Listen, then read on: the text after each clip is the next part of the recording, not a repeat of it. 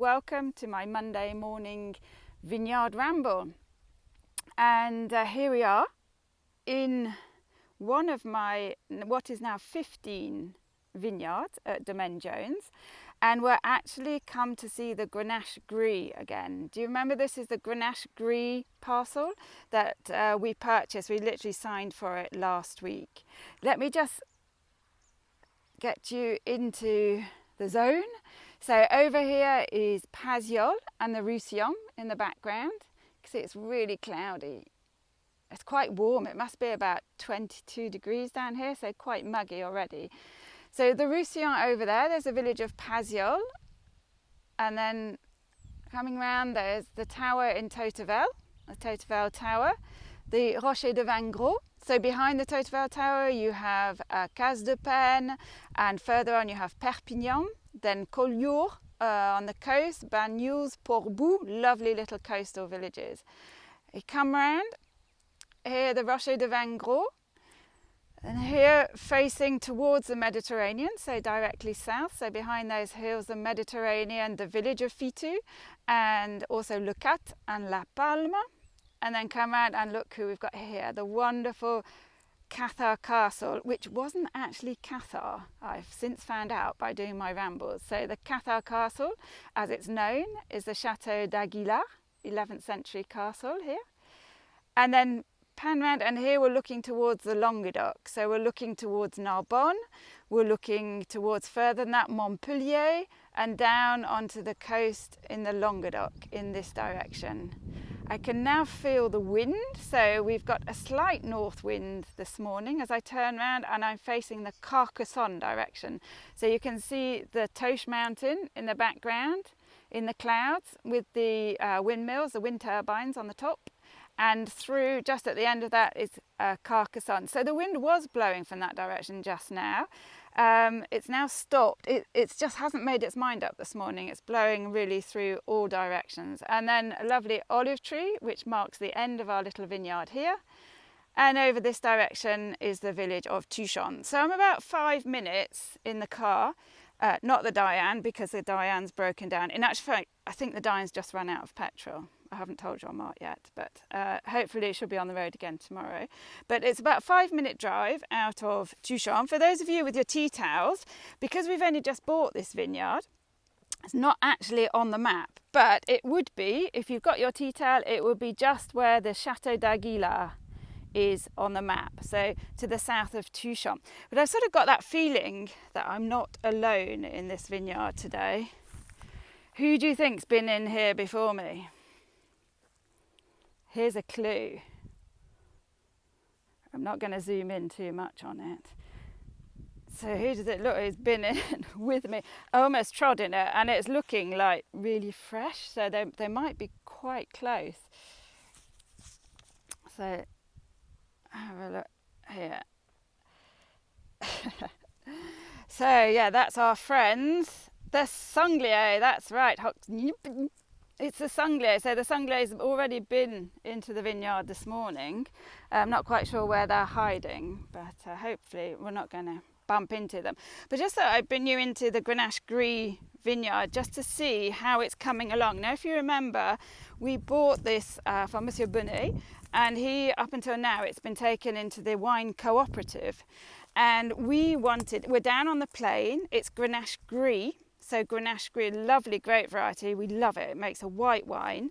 And because there's not very much Grenache Gris around, we decided to actually purchase this 70-year-old plot of Grenache Gris vines. It's a 1 hectare of them. It's very, very unusual. I don't think I know another vineyard like this in Tuchan.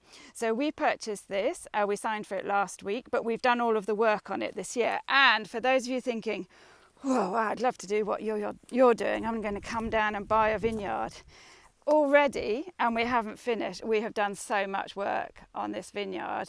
So far, we started off, you remember, Jean-Marc out with his chainsaw to actually chainsaw down the branches so that we could actually get through these passageways.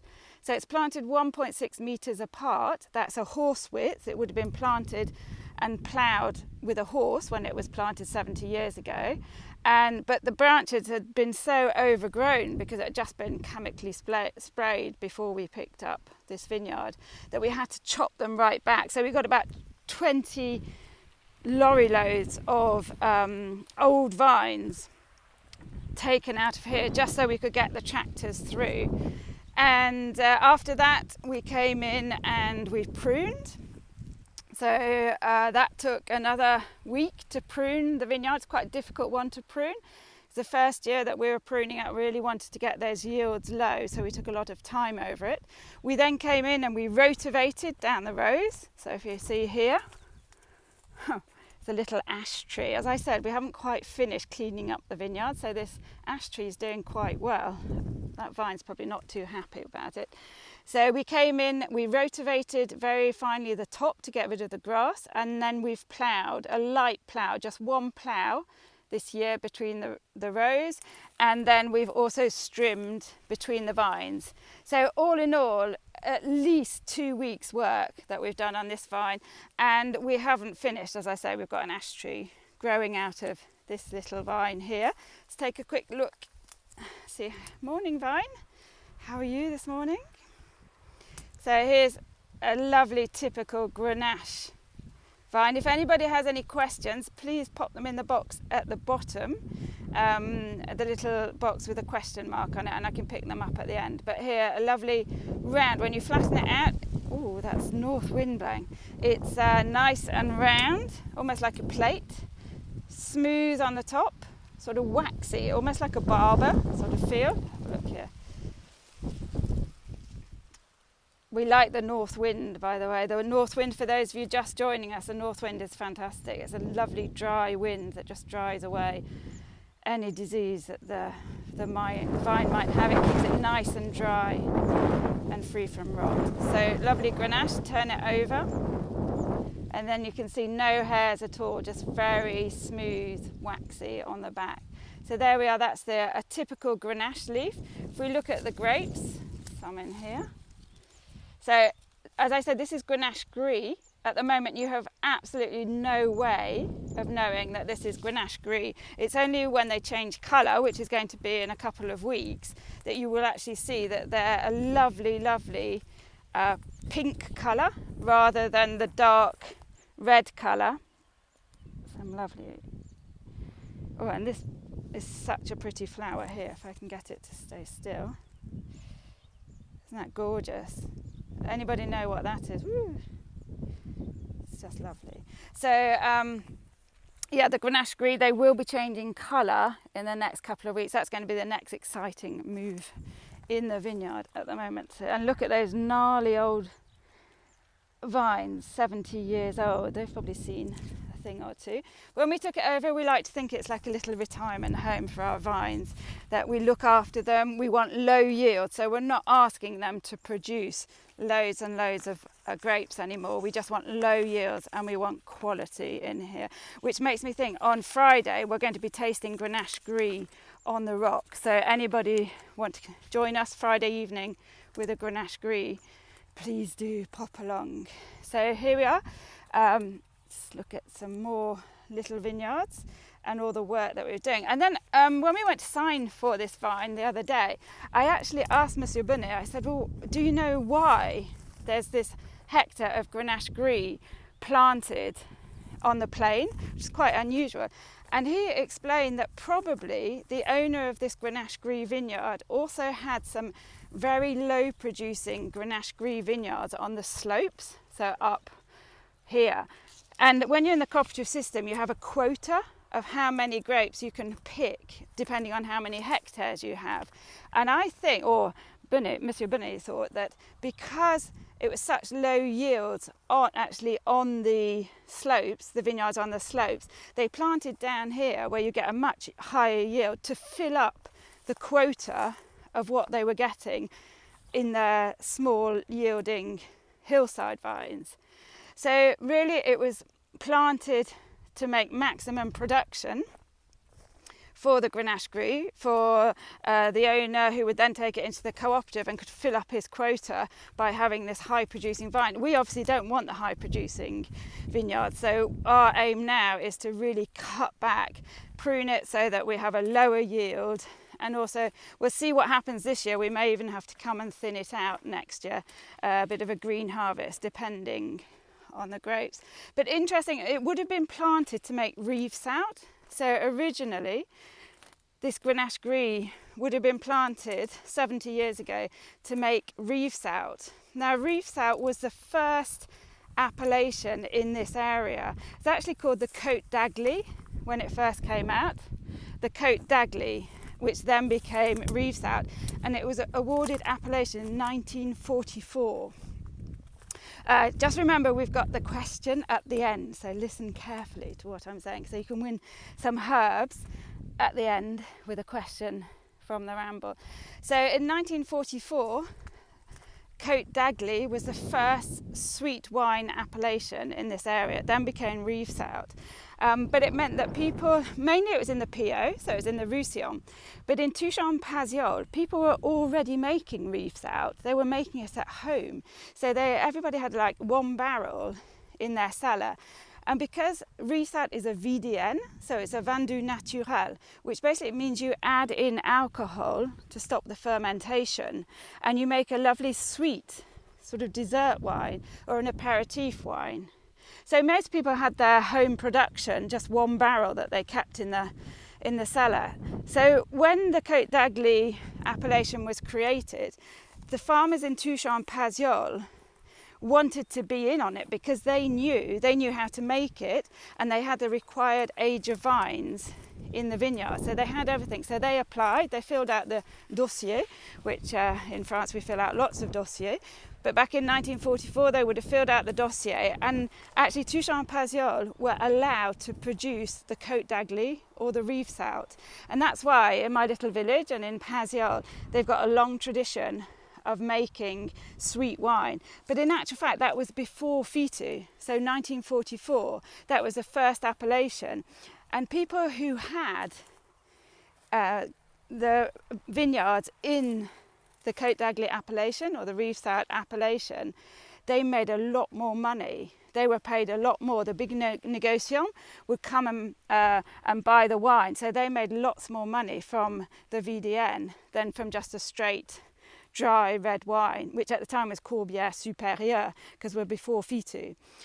So they would make more money. If you had Grenache, they were known locally as the Americans because they made so much money. So from the neighbours that didn't have Grenache and weren't making VDN, they called them the Americans, les Américains. Talking of Americans, here's another American here, an American rootstock. You can see that this is just shooting from the rootstock up with the top has obviously died off, and this is 100% American rootstock. You can see very small bunches. I always think of you down here where you go, you've actually tried a wine made just from the American rootstock. Another one here. So this vineyard would have been grafted onto American rootstock.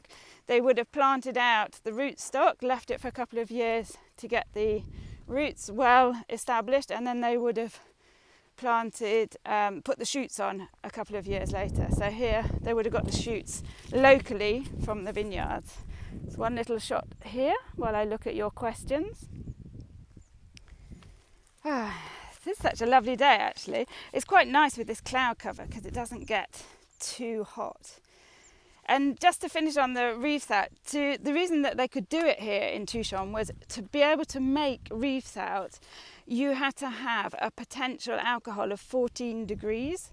And 14 degrees at the time, that was, we're talking in the 40s, at the time, you could only get that potential alcohol or sugar content from the low yielding vines on the slopes.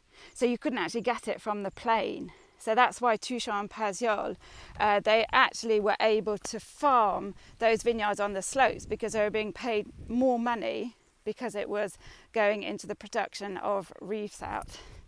Right, let's have a look.